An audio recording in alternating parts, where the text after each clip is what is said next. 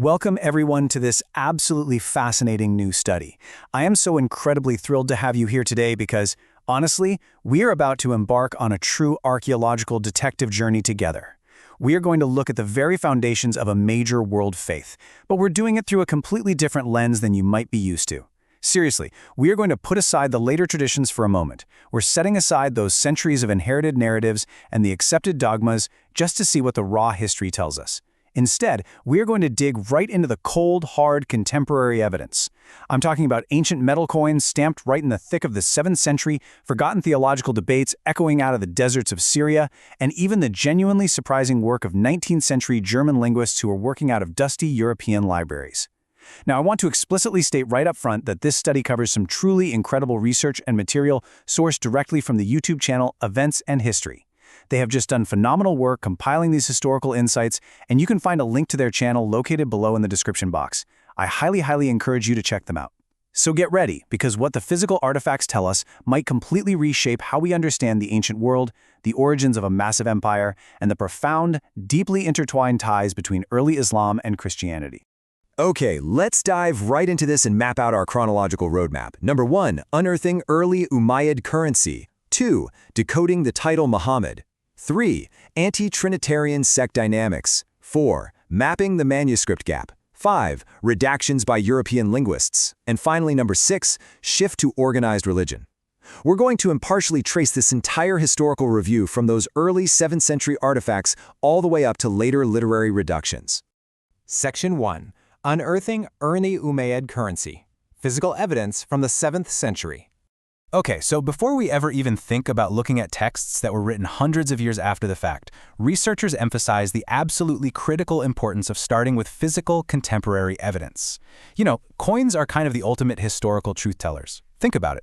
They are the official voice of a ruler. They don't evolve through oral tradition over campfire stories, and they don't get secretly edited by later scribes hiding away in some library.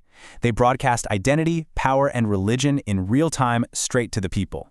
So let's look at the earliest physical coins minted by Arab rulers in the 7th century, from powerful leaders like Muawiyah. Now, if you were to hold one of these early silver or copper coins in your hand right now, expecting to see early Islamic calligraphy, well, you would be in for a massive shock. These 7th century Arab coins feature incredibly distinct Christian iconography.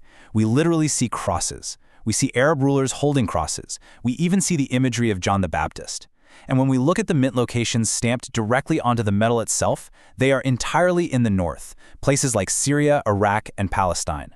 This physical reality creates a massive, glaring friction with the traditional claims, because, as we know, the traditional history insists that the religion emerged strictly in the isolated southern deserts of the Hijaz region, in places like Mecca and Medina, with a very strict, uncompromising prohibition against human imagery. Yet absolutely no early mints have ever been found in those southern deserts.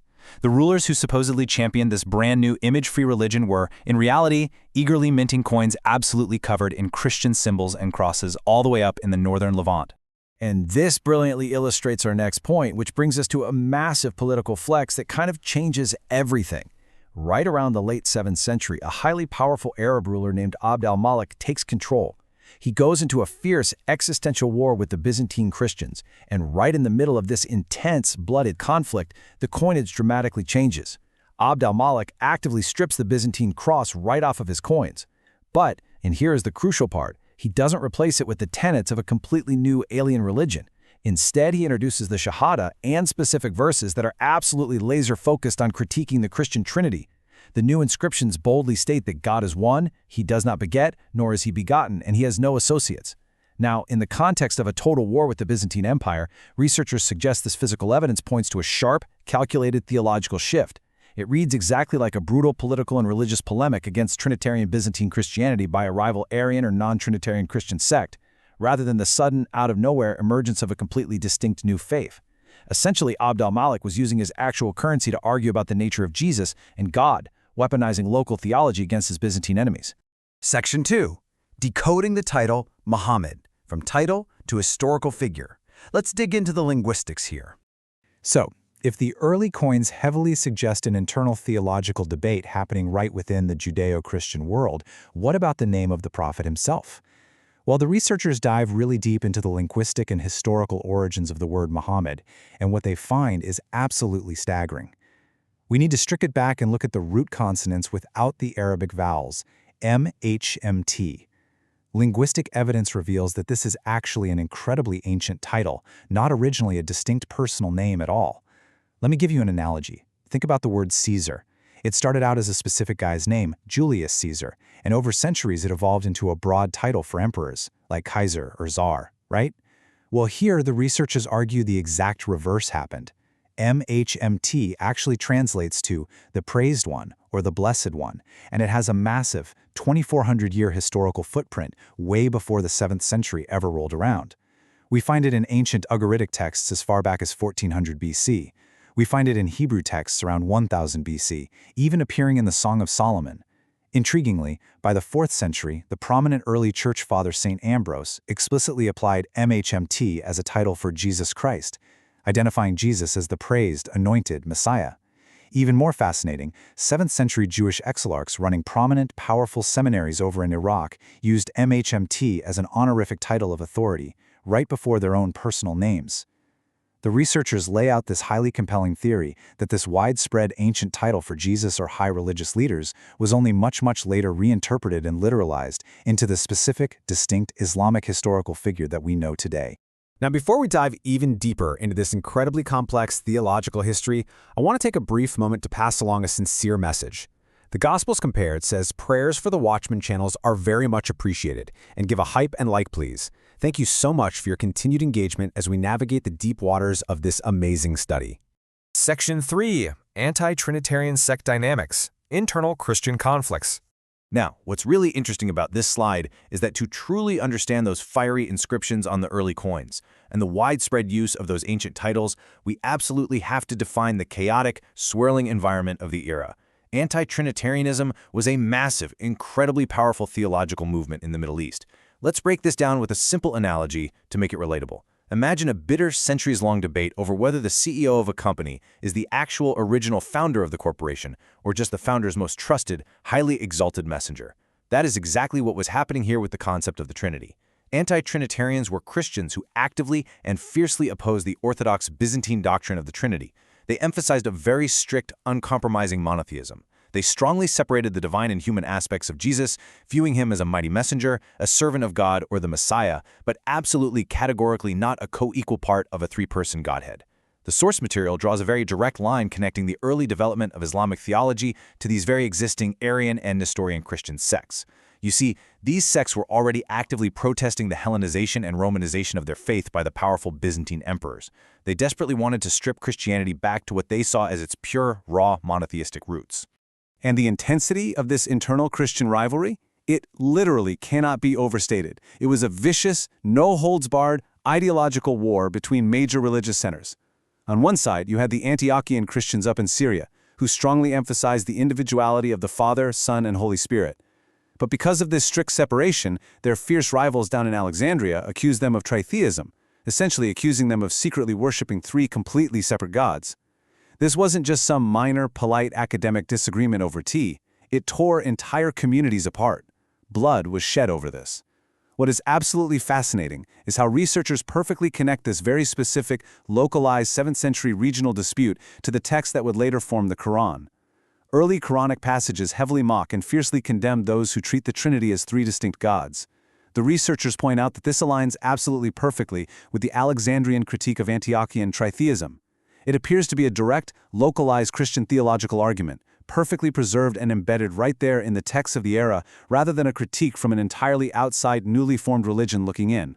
This intense, swirling sectarian context makes the writings of early, contemporary observers suddenly make so much more sense. Take St. John of Damascus, for example. He was writing around 730 AD, which is roughly a century after the traditional founding date of Islam. But here's the thing. John wasn't just a distant, ignorant observer living in some faraway land. Not at all. He lived right in the beating heart of the Umayyad Empire in Damascus. He actually worked in the high administration of the Arab Caliphate itself. He was the ultimate insider. Yet, when he writes about this movement unfolding around him, he doesn't describe a brand new, organized global religion called Islam. No way.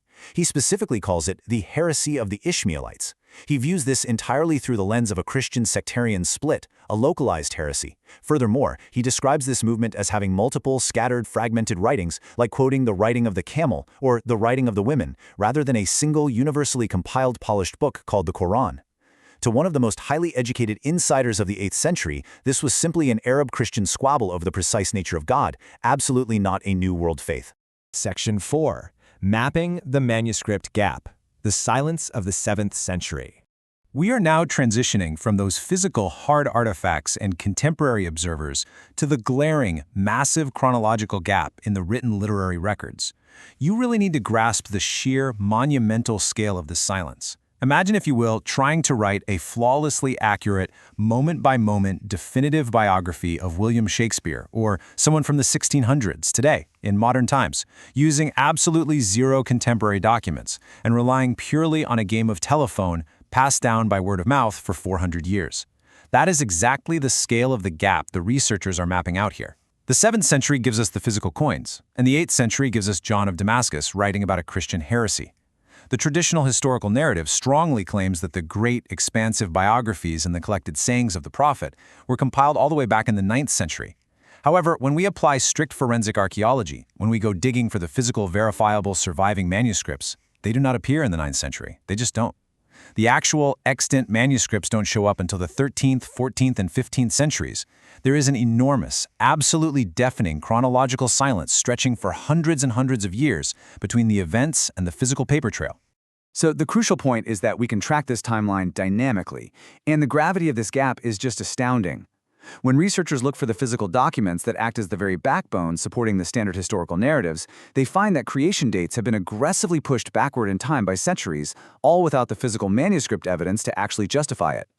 Look closely at the famous hadith collections like Sahih Muslim and Sahih al-Bukhari on the table here. These are universally claimed to be finalized and locked in during the late 9th century, around 870 to 875 AD. Yet the oldest complete physical manuscripts of these specific texts that we can actually verify, that we can carbon date and hold in our literal hands belong to the 14th and 15th centuries. Guys, that is a 500 to 600 year gap. It's massive. The researchers forcefully argue that we are dealing with texts that were heavily redacted, shaped, and attributed backward in time by later empires seeking legitimacy rather than being pure, untouched primary eyewitness accounts. Section 5. Redactions by European linguists, assembling the narrative. So you might be wondering, if the surviving physical manuscripts are incredibly late, who actually put them into the unified, readable books we study today? Well, this introduces one of the most startling, mind-blowing findings from the entire study.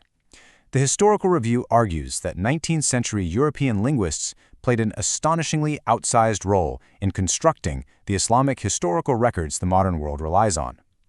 Picture this for a second. It is 1860. The Industrial Revolution is booming across the West, and a German scholar named Heinrich Ferdinand Wüstenfeld is sitting in a dusty, dimly lit European library. He is officially tasked with publishing the definitive biography of the Prophet, the Sirat Rasul Allah. But he doesn't have an original 8th century Arabian scroll sitting on his desk.